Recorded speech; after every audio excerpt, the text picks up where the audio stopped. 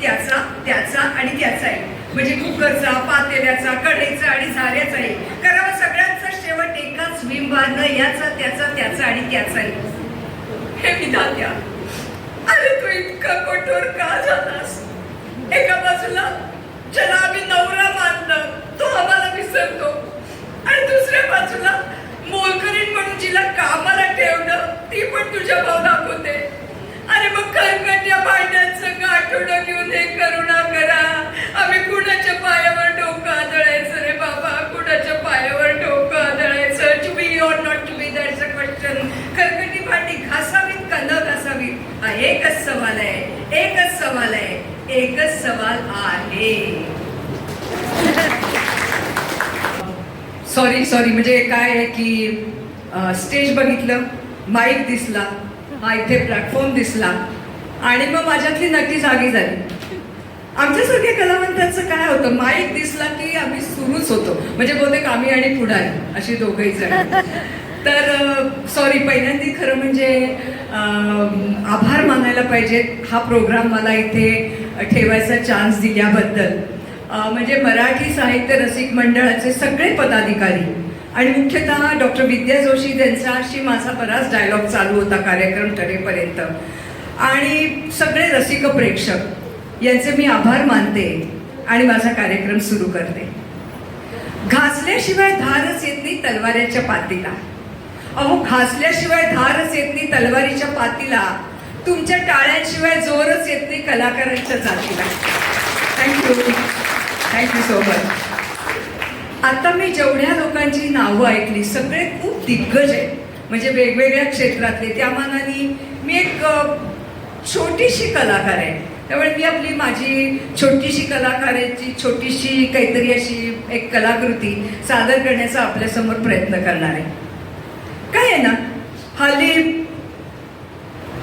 पूर्वीसारखं दुःख एकमेकांना सांगत नाहीत माणसं.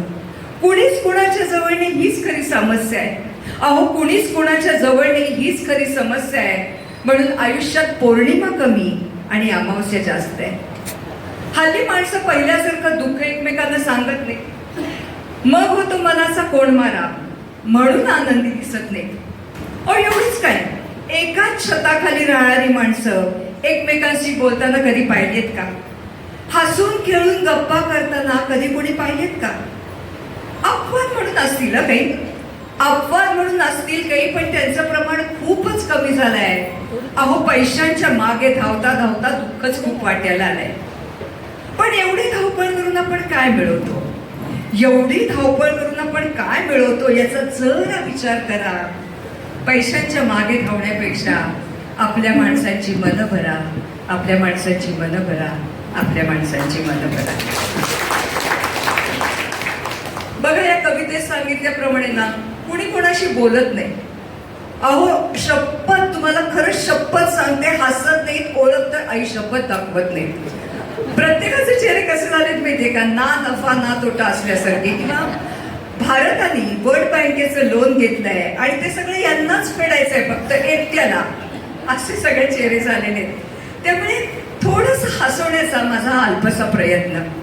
कारण काय आहे ना, हसण्यामुळे माणूस लठ्ठ होतो, हे माझ्याकडे बघून तुम्हाला समजतंच. आणि हसण्यामुळे माणूस सुंदर सुद्धा दिसतो, हे तुमच्या सगळ्याकडे बघून समजतं. आणि जो माणूस खळखळून हसतो ना, तो परमेश्वराची प्रार्थना करतो, आणि जो माणूस खळखळून हसवतो त्याच्यासाठी परमेश्वर प्रार्थना करतो. तेव्हा अशा परमेश्वर रूपी रसिकाला मी अभिवादन करते आणि माझा कार्यक्रम पुढे नेते. साधारणपणे आयुष्य म्हटलं की खूप असा गंभीर काहीतरी विषय असं वाटतं, आणि आयुष्याकडे प्रत्येक जणाचा पाहण्याचा दृष्टिकोन वेगळा असतो. म्हणजे कॅलिडोस्कोप सारखा. जो ज्या पद्धतीने पाहतो, ज्या पद्धतीचं डिझाईन येतं त्या पद्धतीचं तो आयुष्य जगतो. पाडव्यापर्यंत खूप छान म्हणून ठेवलंय, आयुष्य हे विधात्याच्या वहीतलं एक पान असतं. आयुष्य हे विधात्याच्या वहीतलं एक पान असतं. रिकामं तर रिकामं, पण भरलं तर छान असतं. पहिलं पान जन्म असतं, पहिलं पान जन्म असतं, शेवटचं पान मृत्यू असतं. अहो, मधली पानं आपणच भरायची असतात, कारण ते आपलं कर्म असतं. होणाऱ्या चुकांना कधी टाळायचं नसतं. कुठलंच पान कधी गाळायचं नसतं, कारण त्या चुकातूनच आपण शिकायचं असतं आणि त्याच्यासाठी ते जन्माला यायचं असतं. आहात तुम्ही सगळीजण सावरायला म्हणून मला पडायला आवडतं. आहात तुम्ही सगळीजण समजूत घालायला म्हणून मला चिडायला आवडतं. आहात तुम्ही सगळीजण माझ्यासाठी म्हणून मला रडायला आवडतं. असे आहात तुम्ही सगळीजण माझे, आपले, स्वतःचे म्हणून मला जगायला आवडतं. मला जगायला आवडतं. मला जगायला आवडतं.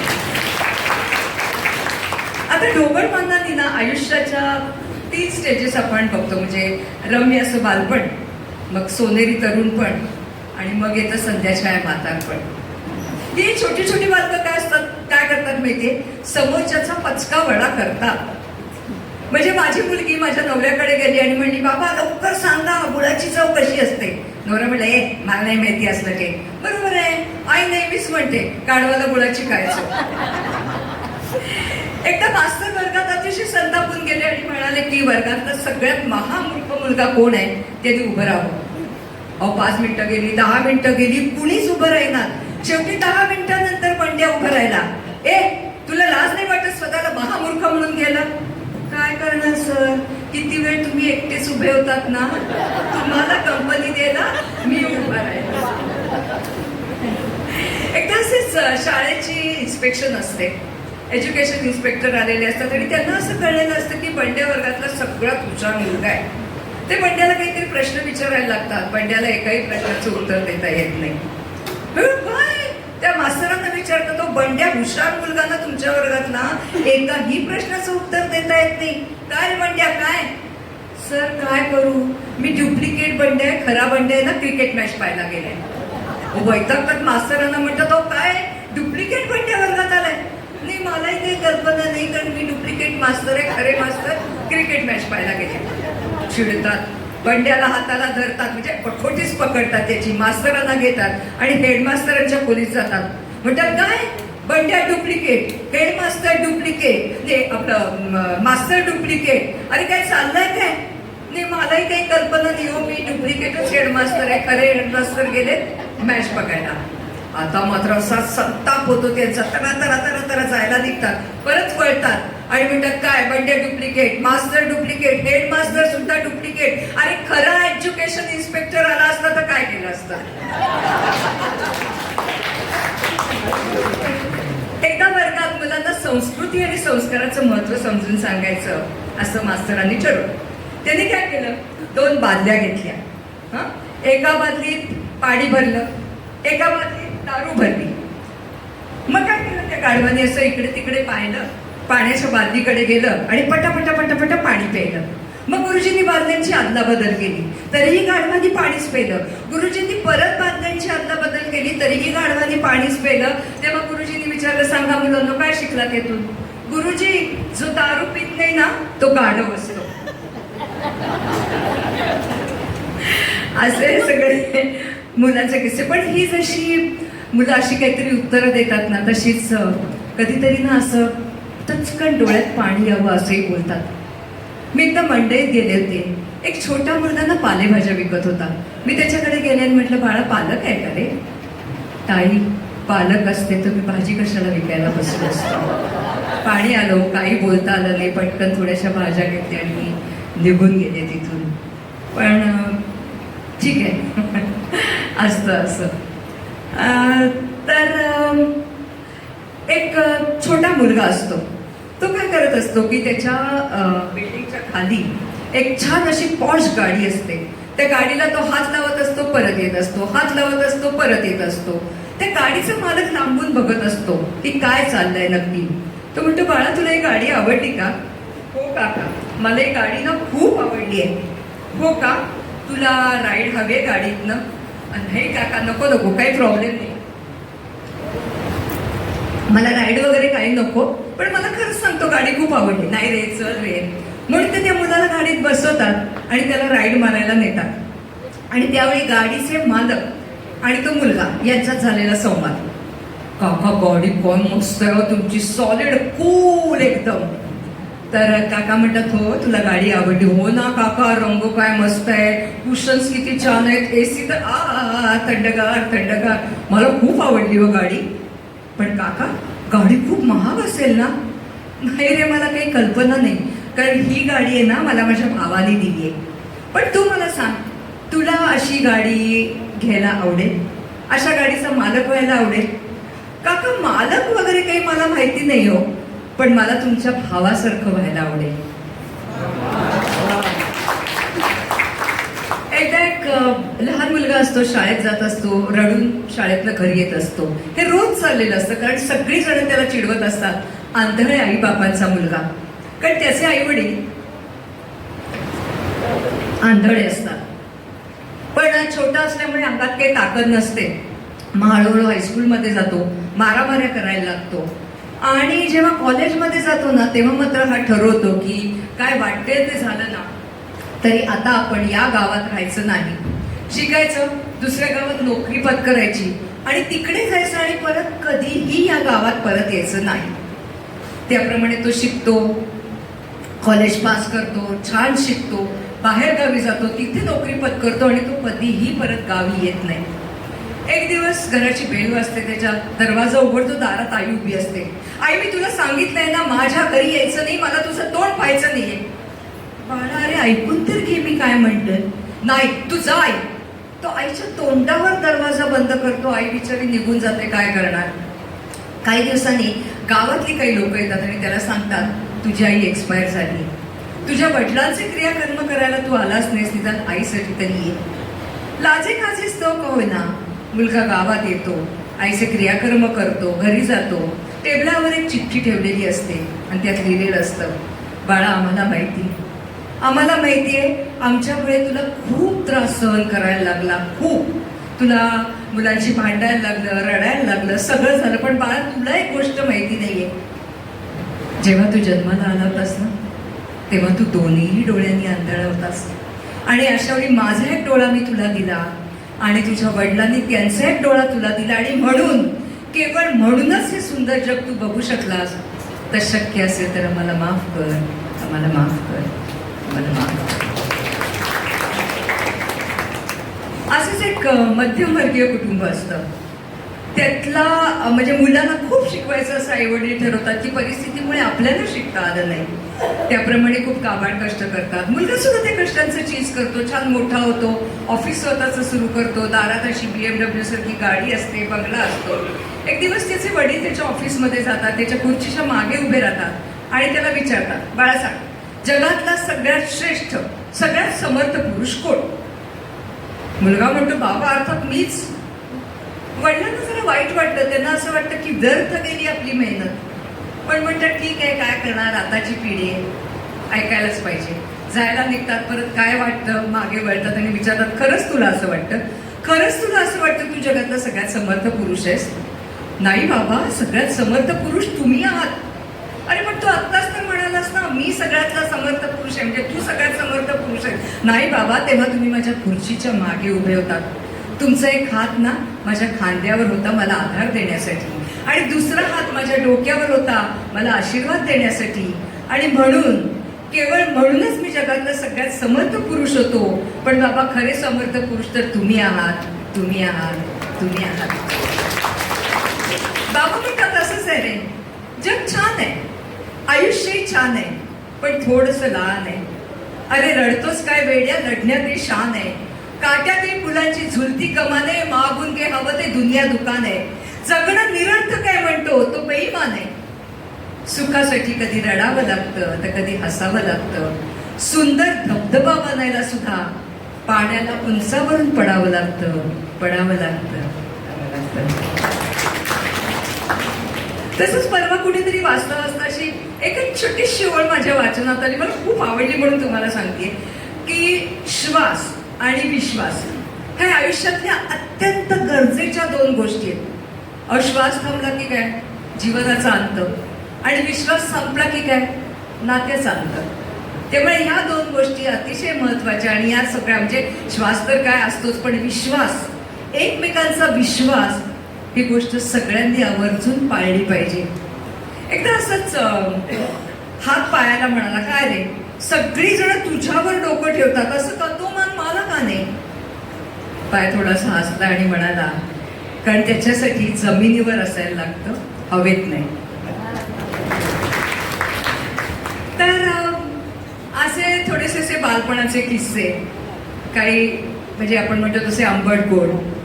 मग काय होतं की बालपणातनं माणूस तारुण्यात प्रवेश करतो, सोनेरी पंख लावून. आपण तरुण झालोय कसं समजायचं? भयंकर कडकडीत ऊन आहे आणि डोळ्याला गॉगल सुद्धा लावलेला नाहीये, तरी सुद्धा आपल्याला खूप थंड वाटतं. तेव्हा समजायचं आपण प्रेमात पडलो. अहो, प्रेमात पडलं ना माणसाला कविताच व्हायला लागतात. म्हणजे कशा होतात बघा. माझ्या लाडक्या चिऊ ओ, माझे शब्द तुझी चाल चल गाणे गाऊ. अरे माझ्या लाडक्या काऊ, माझ्या लाडक्या काऊ ओ, माझे हात तुझा गाल कानाखाली लावू. एकदा त्याने एक प्रेमिक असा म्हणाला की खुदा करे सारे हसीनों के बाप मर जाए, खुदा करे सारे हसीनों के बाप मर जाए, बहाना हो मातम का हम उनके घर जाए. ती प्रेयसी पण काही कमी नव्हती.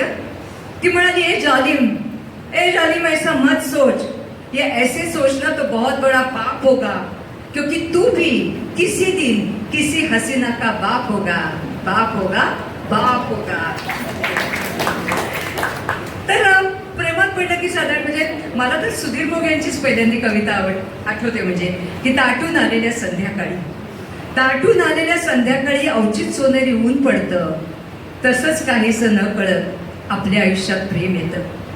मागून कधी मिळत नाही, शोधू म्हणून सापडत नाही. वादळ वेळ घुसतं तेव्हा टाळू म्हणून टळत नाही. आकाश, पाणी, तारे, वारे सारे सारे शांत होतात. वर्षांच्या बधिरलेल्या मनाला आवेगांचे तुरे फुटतात. किंवा पाडगावकरांच्या शब्दात, अगदी सोप्या शब्दात, प्रेम म्हणजे प्रेम असतं. तुम्हाला सगळ्यांनाच माहिती आहे, प्रेम म्हणजे प्रेम असतं. तुमचं आमचं सेम असतं. इतिहास कच्चा असला तरी प्रेम करता येतं, भूगोल येत नसला तरी प्रेम करता येतं, गणितात भोपळा मिळाला तरी प्रेम करता येतं. अहो, काही करता येत नसलं तरीही प्रेम करता येतं. कारण प्रेम म्हणजे प्रेम असतं. तुमचं आणि आमचं सेम असतं. असंच तरुणपणात प्रवेश केला आणि नॅचरली मी प्रेमात पडले. 25 मे 1972, त्या दिवशी काय झालं कोणाला काही आठवत आहे का बघा. म्हणजे ना अजून सुद्धा त्या आठवणींनी माझे असे पाय थरथरायला लागतात, घाम सुटतो, कधी थंडी वाजते, कधी गरम व्हायला लागतं. असा तो 25 मेचा दिवस. काय आठवत आहे का? नाही, नका डोक्याला त्रास करून. माझं लग्न झालं आणि त्या दिवशी माझं माकडच झालं. म्हणजे माझा हार मी नवऱ्याच्या गळ्यात घालायला गेले आणि तेवढ्यात नवऱ्याच्या पायाला डास चावला, तो खाली वाकला आणि माझा हार गेला तो थेट भटजीच्या गळ्यात. तेव्हापासून जो विनोद सुरू झालेला आहे तो विनोद सुरूच आहे. माझा नवरा फार विलंदर, अतिशय विलंदर.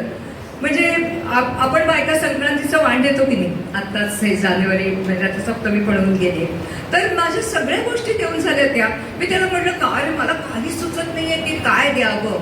हो का, तू माझा ऐकशील? म्हटलं हो, आतापर्यंत सगळं तुझंच ऐकते ना, नक्की ऐकेन, बोल ना काय देऊ. तू काय कर सांगू का, तुझ्या सगळ्या मैत्रिणींना माझा मोबाईल नंबर दे.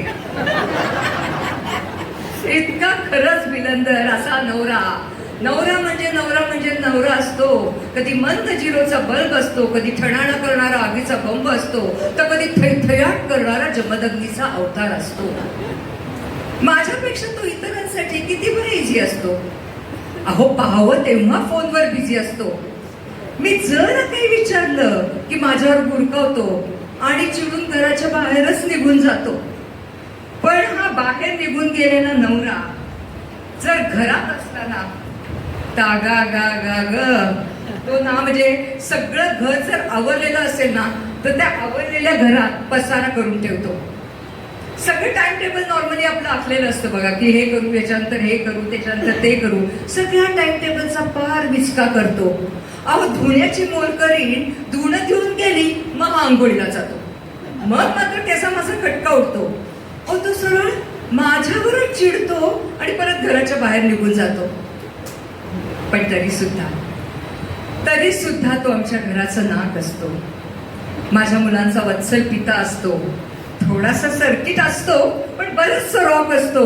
असा नवरा म्हणजे नवरा म्हणजे नवरा असतो. कधी शोला असतो तर कधी शबनम असतो, कधी शोला असतो तर कधी शबनम असतो. एक दिवस असंच आम्ही कुठेतरी फिरायला चाललो होतो स्कूटर घेऊन. खूप गर्दी दिसली तर यांनी लगेच स्कूटर स्टँडला लावली. मला खूप म्हणजे असं छान असं अभिमानाने भरून आला. अरे वा वा वा, सोशल अवेअरनेस म्हणतात ना तो हाय. तसं गर्दी कापत कापत हिरो सारखा गेला. एक मुलगी पडली होती स्कूटरीवरनं खाली, थोडंसं रक्त आलं होतं. हा लगेच म्हणला की कोणीतरी पाणी आणा, पाणी आणा. बरं पाणी नाही तर निदान लिंबू सरबत आणा. आपल्याला माहिती आता असे खूप व्हॉलेंटियर्स असतात अशा ठिकाणी. कोणीतरी लिंबू सरबत आणलं, त्याच्या हातात दिलं. त्यांनी काय केलं, ते लिंबू सरबत घेतलं, तोंडाला लावलं, गटा गटा गटा प्यायला. म्हणाला रक्त दिसलं की मला चक्कर येते. त्याचं बखोट धरलं आणि गर्दीतनं बाहेर काढलं. नाही तर शेवटी ते रक्त त्याचं दिसायची वेळ आली होती. इतका बिलंदर आहे, इतका बिलंदर आहे. अहो सारखं ना माझ्या डोक्यावर जात आहे तर पाणीच टाकत होता. असं काय करतो तू, माझ्या डोक्यात पाणी काय टाकतोस? नाही, तुझ्या वडिलांनी सांगितलंय माझी मुलगी नाजूक आहे, तिला सुकून देऊ नका. त्या दिवशी म्हणलं की तुझे वडील कसले ग्रेट आहेत ग, किती खरं बोलतात.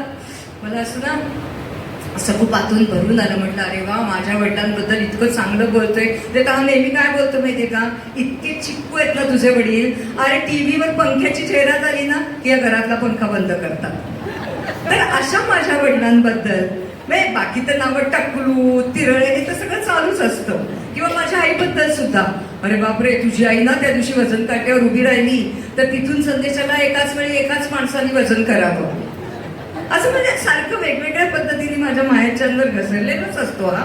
पण त्या दिवशी वडिलांबद्दल म्हणाला की अरे तुझे वडील किती मस्त म्हणजे ग्रेट आहे. तर मी मानलं त्यांना, काय खरं बोलतात. हो म्हटलं, काय सांगितलं? नाही, लग्नाच्या वेळी त्यांनी असं सांगितलं की माझी मुलगी जरा वेडसर आहे, तिला थोडं सांभाळून घ्या. इतकं खरं बोलत असतील ते, असं मला वाटलं नव्हतं. हो, त्या दिवशीचा तुम्हाला किस्सा सांगते. असा आला बरं का आणि म्हणाला की चल आपण कोल्हापूरला जाऊया. म्हटलं हे कोल्हापूरला? आत्ता काय कोल्हापूरला? अरे आपल्याकडे कुठलं तिकीट नाही, काय नाही, रिझर्वेशन नाही. ठीक आहे, मग अगदीच तू म्हणलास तर आपण कोंडूसकरनी जाऊ. बसनी नाही जायचं, आपण ट्रेननी जायचं. अरे म्हटलं कोण देणार ट्रेनची तिकीट आता? नाही तू चल चल तर खरं.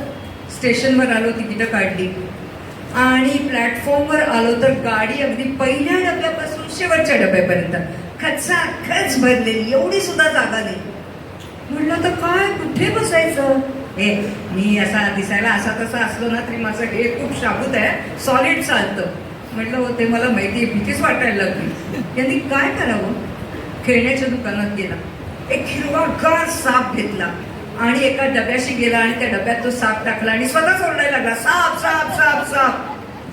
गाडीतली सगळीजण घाबरली, उतरून गेली. डबा पा रिकामा. म्हणाला बघ डबा आपलाच आहे, कुठे बस, तू इथे या बर्थवर झोप, मी या बर्थवर झोपतो. एक शाल माझ्या तोंडावर फेकली, स्वतः डाराडू. आणि याचं घोरणं तर म्हणजे काय, घोरासुराचं ऍक्शन आपण ज्याला म्हणतो ना तसं याचं घोरणं सुरू झालं. छान तास गेला, 2 तास गेला, वैतागले. अशी खिडकी उघडली, एक आम्हाला असा लगबगीने असा इकडे तिकडे जात होता. मी त्याला म्हटलं दादा दादा इधर आइए ना, ये कौन सा स्टेशन है? ये पुणे स्टेशन है. म्हटलं गाडी काय 2 तासात हल्लीच नाही. नहीं वो क्या हुआ ना, इस डिब्बे में सांप था तो ये डिब्बा तोड़ दिया, बाकी गाड़ी कोल्हापुर निकल गई. असा हा माझा नवरा. पण म्हणजे त्या दिवशी पण त्यांनी मला काय म्हणलं की तू खूप काम करतेस ग, खूप दमतेस घरात, आता उद्याचा चहा बेटी मी तुला आणून देणार. खुश मनात म्हटलं अरे वा, एक दिवस असा आहे की मला असा ऐका चहा मिळतोय. सकाळी उठले मी, मला त्याची सावड लागली. स्वयंपाकाकडे गेलेला होता तो. म्हटलं आत्ता चहा मिळेल, नंतर चहा मिळावर, चहाचा पत्ताच नाही. वैतागून गेले स्वयंपाकघरात. पाहिलं तर काय, इडलीचं पीठ ठेवलं होतं याने गरम करायला, दूध म्हणून. काय चहा मिळणार मला? तर पण तरी सुद्धा तुम्हाला सांगते बरं का, असा जरी माझा नवरा असला तरी सुद्धा मी आजारी पडले ना तर खरंच खूप मदत करतो. म्हणजे बघा, म्हणजे माझंच नाही असं, सगळ्याच बायका, म्हणजे बायका आजारी असतात तेव्हा नवरे किती मदत करतात. अहो बायका आजारी असतात तेव्हा नवरे किती मदत करतात. झोपलीस का म्हणून 10 वेळा उठवतात. चहा कुठे आहे, साखर सापडत नाहीये, गाळणं हरवलंच वाटतं असं म्हणत सगळे डबे ओटावर मुक्कामाला येतात. खरंच बायका आजारी असतात तेव्हा नवरे किती मदत करतात. दूध जातच होतो जरी केलं वर्क फ्रॉम होम. ऑफिसमध्ये गेले फोनवर फोन, बायचोकच्या काळजी न तिची झोपच उडवतात. खरंच बायका आजारी असतात तेव्हा नवरे किती मदत करतात. तुमचा नवरा असेल हा जगा वेगळा, तुमचा नवरा असेल जगा वेगळा तर तुम्ही स्वतःला त्यातून वगळा.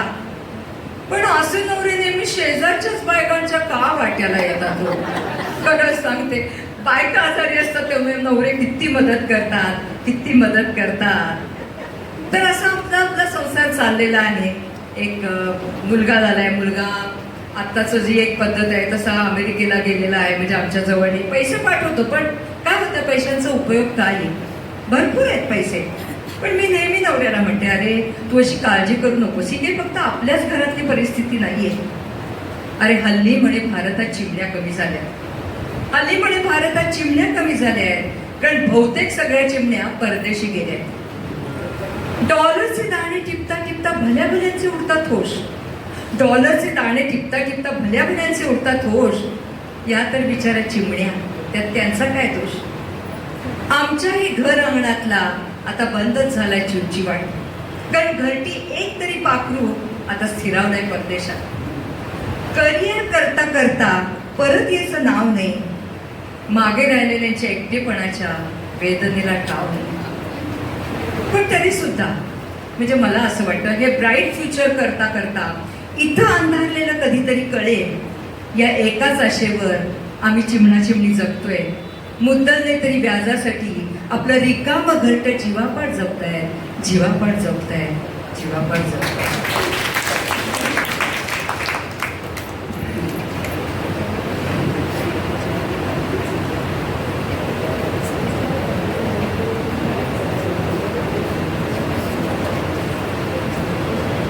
तर मी तुम्हाला म्हटलं तसं की मुलगा पैसे खूप पाठवतो, त्यामुळे मी आता असं ठरवलंय की आपण काय करायचं, या पैशाचा योग्य विनिमय करायचा आणि एक आश्रम काढायचा. पण त्याला वृद्धाश्रम नाही म्हणायचं, त्याला आनंदाश्रम म्हणायचं. इथे राहायची अट फक्त एकच आहे, हा डोळ्यात पाणी आणायचं नाही, उगाच रांबण लावायची नाही, आमच्या वेळी असं म्हणायचं नाही. अहो मग काय, दात दे, स्वाद घे, तृप्त मनानं आनंद घे, अलगद इथून निघून जायचं, पिकलं पान गळून पडायचं. आणि अशा वेळी ना मला नटसम्राट मधले एक प्रसंग नेहमी आठवतो. म्हणजे आतापर्यंत इथे असलेल्या बहुतेक सगळ्यांनी नटसम्राट पाहिलं असेल, सगळ्यांना माहितीच असेल, पण ज्यांनी पाहिलं नसेल त्यांना एक छोटीशी माहिती सांगते की गणपतराव बेलवलकर आणि कावेरी हे दोघं नवरा बायको. गणपतराव बेलवलकर थोडेसे नाटकाचे नादिष्टच आपण म्हणायला पाहिजे, म्हणजे आताच्या जनरेशनकडनं पाहिलं तर खरंच नादिष्ट. आणि त्यांचा तो नादिष्टपणा पाहून त्यांची सून वैतागते. बायको खूप म्हणजे खूप अशी प्रामाणिक तर असतेच, पण असं तिला असं वाटतं की आपल्या नवऱ्याचा कुठे अपमान करतोय, याला आपण इथून घेऊन जायचं. मुलाच्या घरून घेऊन जातात, मुलीकडे जातात आणि अनफॉर्च्युनेटली मुलगी त्यांच्यावर चोरीचा आळ आणते, कारण त्यांच्याकडे टणकेत पैसे असतात आणि त्या मुलीला वाटतं की आपल्याच कपाटातनं जे पैसे गेले ते आपल्या वडिलांनी चोरले आणि ती तसा चोरीचा आळ आणते. त्यांना म्हणते की हो बाबा, पैसे तुम्ही चोरलेत. म्हणजे गणपतरावांना समजतच नाही, ते वेडे पिसे होतात, म्हणजे रागाने. आणि तेव्हा कावेरी त्यांना ना शांत करायला जाते. कावेरी म्हणते, ऐकलत का, सगळी दुनिया आता आपल्यासाठी संपली. आता आपण दोघंच उरलो एकमेकांसाठी. माझं एवढं ऐकायचं, असं रागवायचं नाही. मी जर बरी असते ना तर कधी हे सहन केलं नसतं. नंद्याच्या घरून जशी बाहेर पडले तशी तुम्हाला घेऊन आता या क्षणाला बाहेर पडले असते. पण या आजारपणामुळे मी अगतिक आहे हो. लाचार झालीये. मला मला माझा भरोसा नाहीये. म्हणून सांगते, आजची रात्र आपण इथे काढू आणि आपण उद्या मोरवाडीला जाऊ. मी मी खचलेली नाहीये. मी मी मी खचलेली नाहीये. एकदा मोरवाडीला गेले ना, म्हणजे मी वाटते तेवढे आयास सायास करीन. सुख समाधानाचं देऊळ उभारीन माझ्या देवासाठी. हे अमंगळ स्वप्न आपण विसरून जाऊ. माझी कुसवाच राहिली असं मानते मी.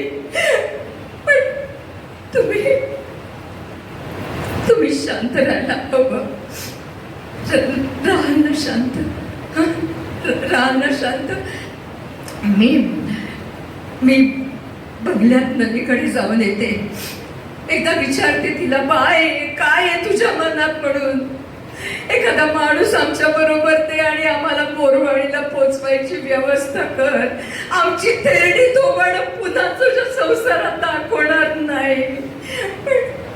पण एखादा माणूस ते जाते. विचारते तिला, मला कळलंच पाहिजे. मला कळलंच पाहिजे. कावेरी नलिनीकडे निघून जाते आणि परत येते. तेपर्यंत नलूला कळलेलं असतं की ते पैसे आपले नव्हते, ते वडिलांचेच पैसे होते. ती क्षमा मागते, पण एवढा धक्का बसतो आणि कावेरी आपला प्राणांचा त्याग करते आणि बेलवलकर तिथून निघून जातात. म्हणजे मला असं वाटतं की मी नेहमी त्याला म्हणते नवऱ्याला की अरे अशी परिस्थिती नाही आहे आपल्यावर, अशी खरंच परिस्थिती नाही आहे. आणि आपण सदाशिव पेठेत राहणारे आहात ना. सदाशिव पेठेत राहणारी माणसं कुठल्याही गोष्टीला तोंड देतात व्यवस्थितपणे. म्हणजे महतीच आहे हो. अहो, सदाशिव पेठेची महती हे सगळ्या जगाला पाठ आहे. सदाशिव पेठेची महती सगळ्या जगाला पाठ आहे. चहा सुद्धा विचारून देतात. तो आमचा परिपाठ आहे. म्हणजे सदाशिव पेठेचे खूप किस्से आहेत. पण मजा म्हणजे त्यातला एक छोटासा किस्सा आहे बरं का. एकदा लक्ष्मी आणि शनी यांच्यात लागलं भांडण. कोण श्रेष्ठ. दोघे जण विष्णूकडे गेले. म्हणले की आता तुम्हीच सांगा की कोण श्रेष्ठ. तुम्ही देवाधिदेव आहात. एकंदरीतच संकटाची विष्णूला कल्पना आली. तो म्हणला नाही, मला काही माहिती नाही बाबा, मी नाही सांगू शकत. आपल्याकडे नारदांकडे सगळ्या प्रश्नांची उत्तरं असतात. तुम्ही नारदांकडे जात, नारद तुम्हाला सांगतील की कोण श्रेष्ठ आहे. हे जातात, नारदाकडे जातात. नारद म्हणतो नाही, मला तर काही सांगता येत नाहीये, पण मी असं करतो, तुम्हाला एक उपाय सांगतो. तुम्हाला सांगतो की या प्रश्नाचं उत्तर तुम्हाला कोण देईल. तर भारत नावाचा एक देश आहे, त्याच्यात पुणे नावाचं एक शहर आहे, त्याच्यात सदाशिव पेठ नावाची एक पेठ आहे. तिथे तुम्ही जा, तुमच्या प्रश्नाचं तुम्हाला नक्की उत्तर मिळेल. त्याप्रमाणे लक्ष्मी आणि शनी येतात, पृथ्वी तलावर येतात, भारतात येतात, पुण्यात येतात, सदाशिव पेठेत जातात. सदाशिव पेठेत एक पेन्शनर असे हळू हळू हळू हळू चाललेले असतात, तोंडात तंबाखू लावून. ते म्हणतात, काका कवळ काय काय काय काय म्हणू काय तुम्हाला. म्हणा काहीतरी, जाऊ दे. तिरसटपणाने काहीतरी उत्तर देतात. ती म्हणते की मी लक्ष्मी आणि हा शनी, आमच्यात अशी पैज लागली की आमच्यात सगळ्यात श्रेष्ठ कोण. तो म्हणतो सांगतो ना, तुम्ही असं करा, तुम्ही दोघे तिथपर्यंत चालत जा आणि तिथपर्यंत दिसून परत या, मग मी सांगतो तुम्हाला कोण श्रेष्ठ. त्याप्रमाणे बिचारी लक्ष्मी आणि शनी जातात, तिथपर्यंत जातात, परत येतात. सांगा ना कोण श्रेष्ठ. नाही, जाताना शनी श्रेष्ठ, येताना लक्ष्मी श्रेष्ठ. म्हणजे जे कोण देवादिकांनाही उलगडलेलं नाहीये ते सदाशिव पेठेतल्या माणसांना नक्की उलगडतं. आणि माझा नवरा सदाशिव पेठी आहे म्हणून मी त्याला म्हणलं काय घाबरतो, सदाशिव पेठी आहेस ना तू, घाबरायचं काय. अशी कितीतरी संकट येतात आणि जातात. हे संकट तर खूप खूप खूप किरकोळ आहे. आता मी नाही का, तुझ्याशी लग्न झालंयच, माझ्यावर केवढं संकट होतं, पण मी निभावलं की नाही ते. तर अशा पद्धतीने आमचा संसार चाललेला आहे, नोकझोक आमची चाललेली आहे. आणि काही नाही, आता दोघच जण एकमेकांची साथ करतोय, आयुष्य घालवतोय. आणि आमच्या वेळी कसं झालं सांगू.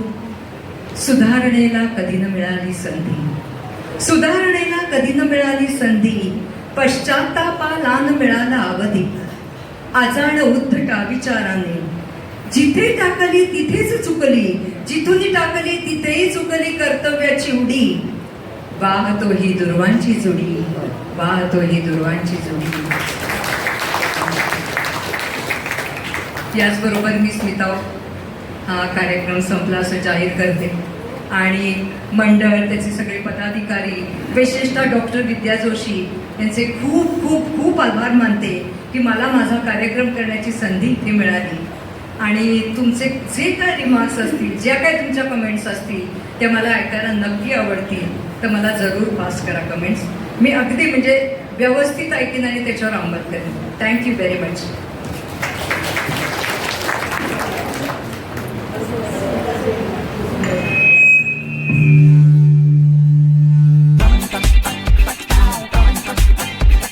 आचार्य